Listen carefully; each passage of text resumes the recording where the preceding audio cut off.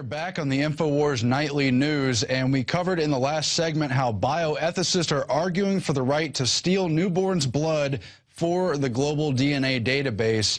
And to further flesh out that issue, we're bringing up one of the experts on that issue. It is Twyla Braze. She's head of the Citizens Council on Healthcare, CCHfreedom.org. She also has the website itsmydna.org. She's been exposing this issue for years, as there have been lawsuits in Minnesota, Texas, and other locales over the privacy rights, the parental rights, and the right to not have the state claim they own your DNA. You're also involved in so many other citizens' health issues. Thanks for joining us, Twyla. I'm glad to be here.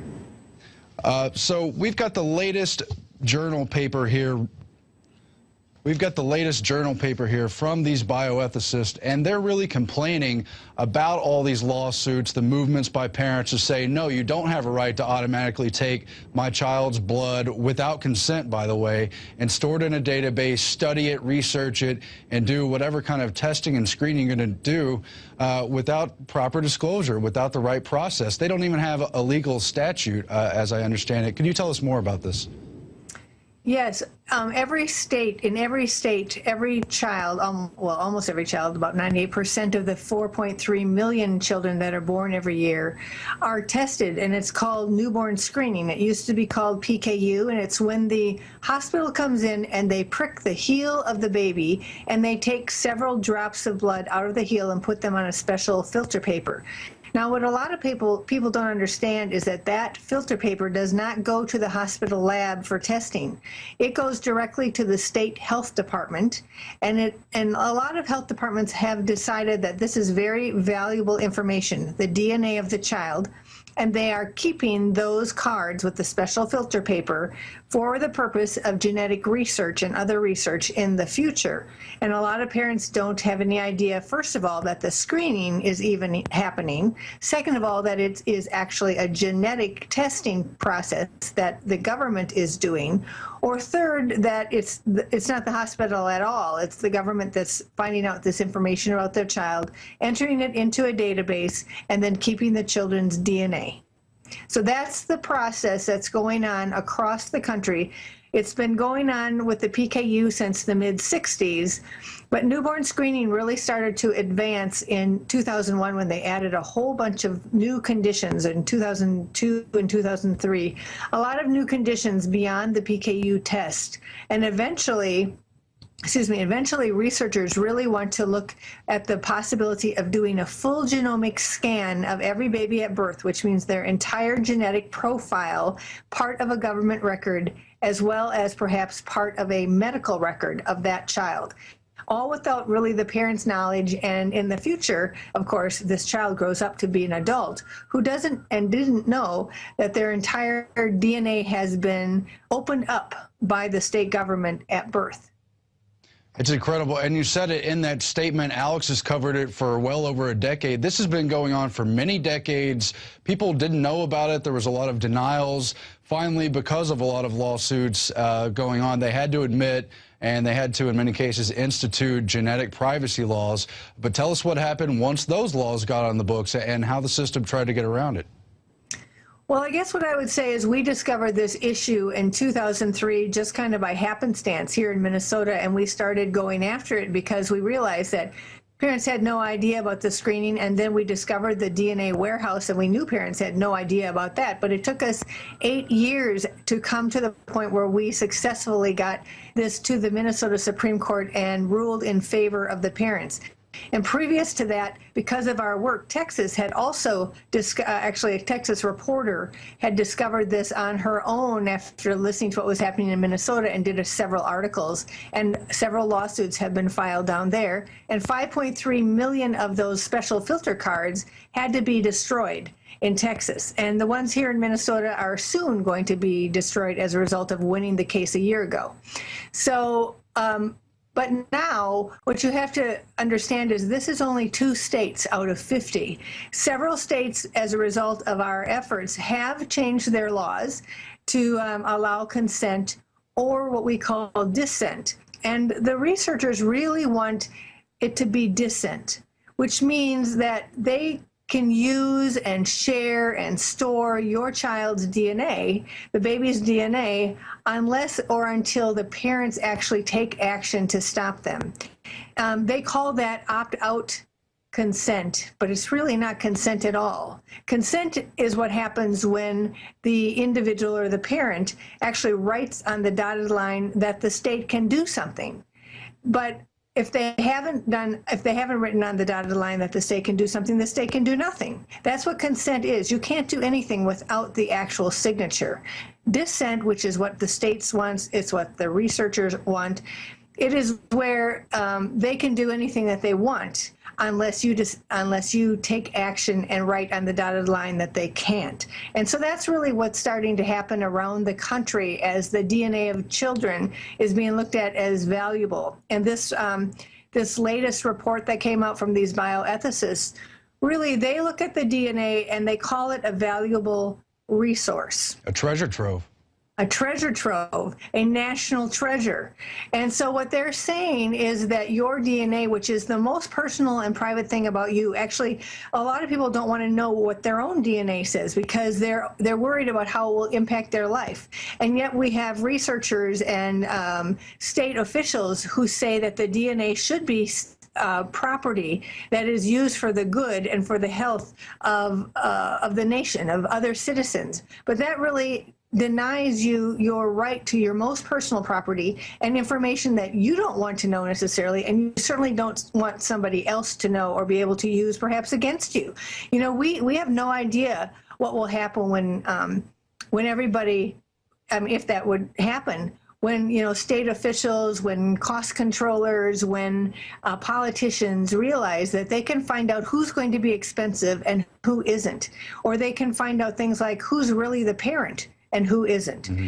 And parents, you know, parents don't understand this, but there's a bunch of diseases that are found through the child's DNA that say about a condition or a genetic trait that the parent has, that the parent doesn't even know about.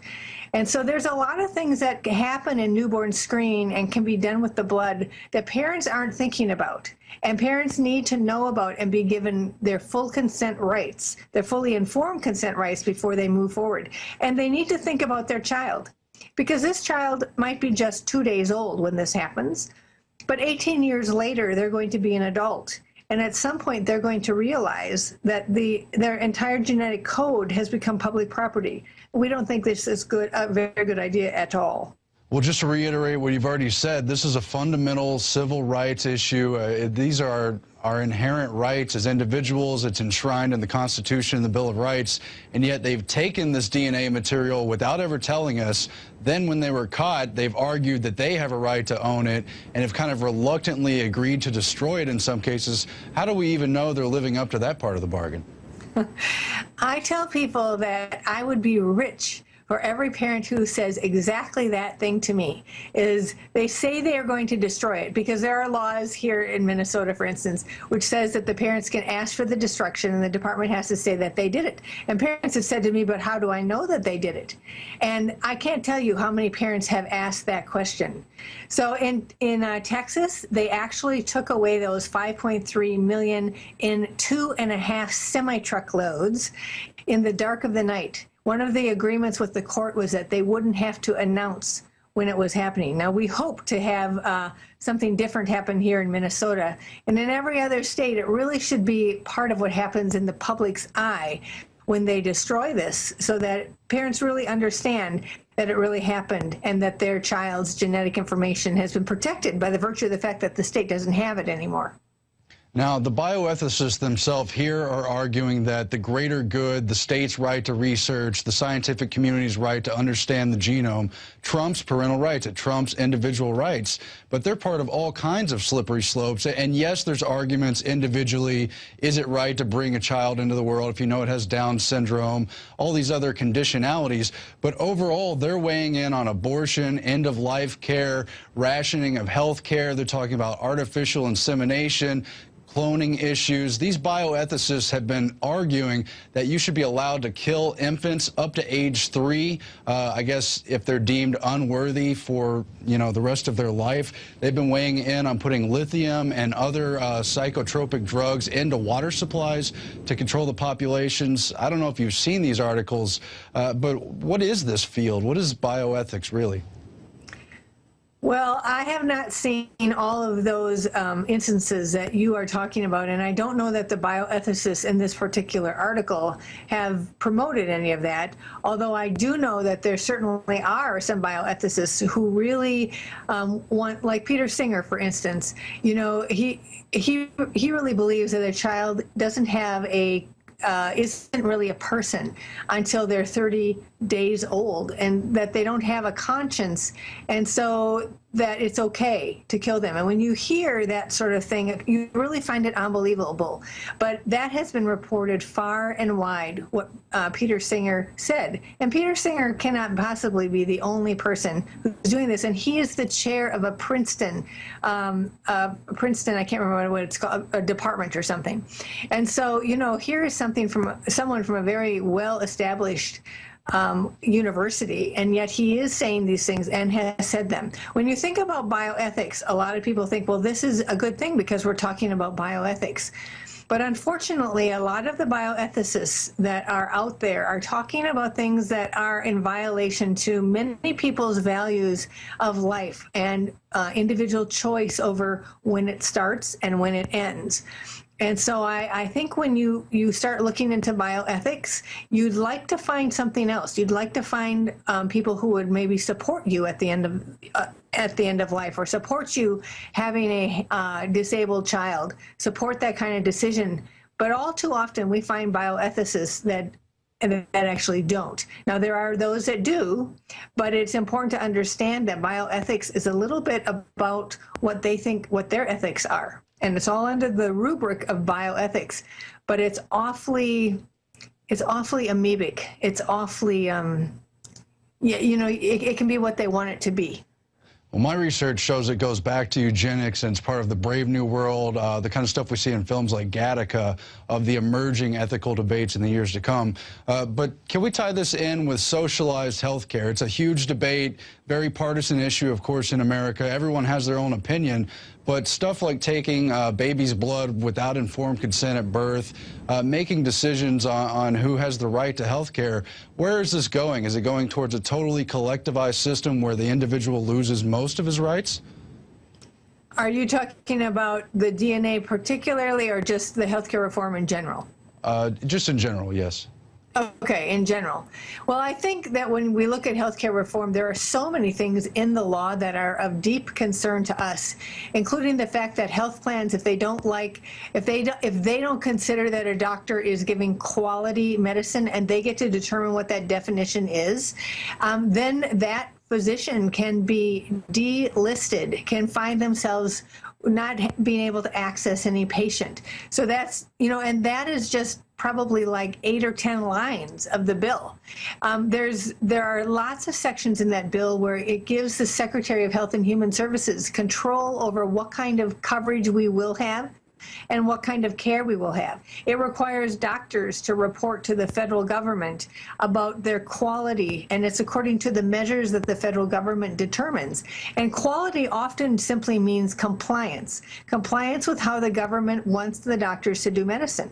So if we just wrap this into the baby DNA issue, what we see is the possibility that if your genes look like you're going to be a very expensive individual, either as a baby or as a child or an adolescent or an adult, it could be that there are things that are going to be available to you and other things that aren't. It could actually mean that there could be the possibility of pressure to do some kind of genetic manipulation in order to try and keep these things that your genes say might happen from happening.